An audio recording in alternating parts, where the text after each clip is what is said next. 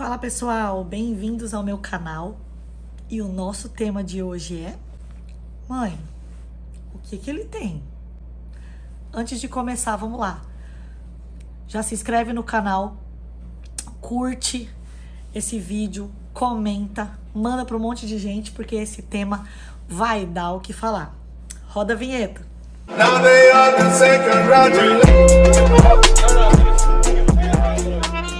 E vamos lá.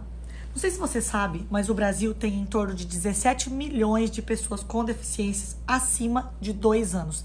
Em torno de 8,4% da população. Ou seja, o seu filho e você muito provavelmente vão conviver com alguém com deficiência. Eu recebo muitas perguntas no meu Instagram e as mães já começam perguntando de uma maneira de não querer ofender.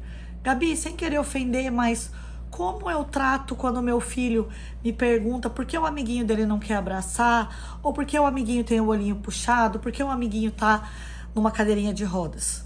As pessoas já chegam fazendo essa pergunta com medo, né? Uma vez eu escutei uma história de uma das fisioterapeutas do João Miguel, que ela tava na missa com o filho e tinha um menino de cadeira de rodas. E o menininho tava no colo da mãe e falou: mãe, por que ele tá de cadeira de rodas? E a mãe ficou perdida. E o que ela fez na hora? Fica quieto, menino. Pegou o menininho e saiu de perto.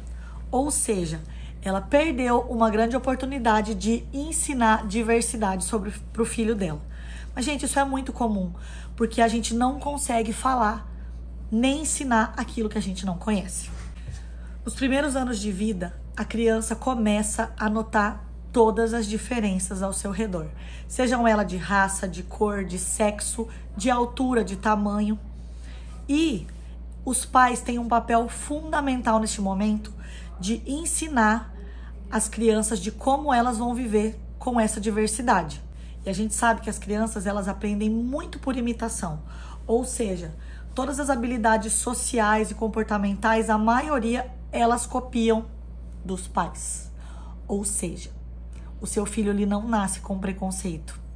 Alguém ensinou para ele. Ele viu ou ouviu alguém falando ou fazendo alguma coisa. Se o seu filho te pergunta: mãe, o que ele tem? Em primeiro lugar, eu acredito que você deve responder exatamente o que o seu filho te perguntar. Sem rodeios, sem floreios, sem tentar explicar demais, de acordo com a idade que o seu filho tem.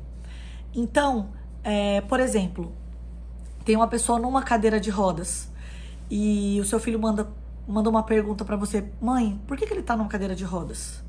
É lógico que nem sempre você vai saber diagnóstico, você vai saber exatamente o que tem. Mas nessa hora é muito importante você conseguir ensinar pro seu filho que, independente da pessoa ser uma pessoa com deficiência, ela é uma pessoa. Porque o que é o mais comum? Muitas vezes, quando os pais não têm informação e eles não sabem como lidar com a situação, eles têm atitudes negativas, como essa que eu dei o exemplo de tirar de perto, ou de falar: não pergunta isso, menino, ou de ficar sem graça. E essas atitudes negativas, às vezes, despertam a curiosidade errada nos nossos filhos. Então, vamos ser práticos. Mãe, por que essa criança está numa cadeira de roda? Filho, porque ele nasceu com uma deficiência e as pessoas são diferentes e ele não consegue ou tem dificuldade de fazer tal coisa. Mas ele consegue brincar, ele consegue se comunicar com você, ele vai estudar com você. Ou seja, percebeu a diferença? Você vai colocar o foco nas habilidades da pessoa e não nas deficiências dela. Você vai mostrar que a deficiência é apenas uma diferença como qualquer outra. Outra coisa que não se deve fazer é vitimizar as pessoas com deficiência. Olhar pro seu filho e falar: coitadinho, filho, ele é doentinho, ele é downzinho, pobrezinho. Não, as pessoas com deficiência, elas não querem isso, porque isso se chama capacitismo. Mas isso é matéria para um próximo vídeo, quem sabe. Outra coisa, muitos pais perdem a oportunidade de ensinar diversidade para os filhos quando impedem que eles convivam ou que eles brinquem com outra criança com deficiência. E você perde também uma oportunidade grande de ensinar sobre individualidade. Porque não é que porque a pessoa tem uma deficiência que somente isso impeça ela de fazer alguma coisa.